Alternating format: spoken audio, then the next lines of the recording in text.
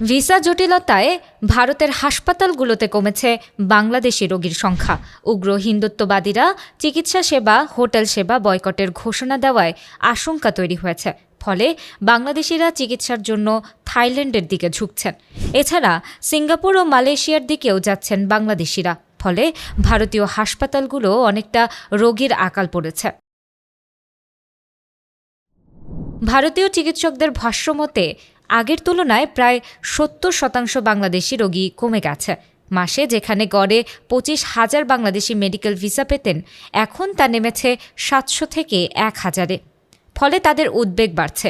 বছরে বাংলাদেশ থেকে ২৫ লাখের মতো রোগী ভারতে যান। স্বাস্থ্যসেবা নিতে তাদের প্রায় $৫০০ মিলিয়ন ব্যয় হয়। কিন্তু বর্তমান চিকিৎসা, পর্যটন সহ বিভিন্ন কাজে বাংলাদেশিদের কাছে ভারতের বিকল্প বাজার হয়ে উঠছে থাইল্যান্ড। এখানে ভারতের তুলনায় ২০ থেকে ২৫% কম খরচে উন্নত চিকিৎসা মিলছে বলে জানা গেছে।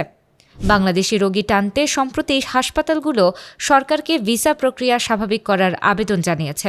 এছাড়া চেন্নাইয়ের অনেক চিকিৎসক বাংলাদেশে চেম্বার শুরু করেছেন।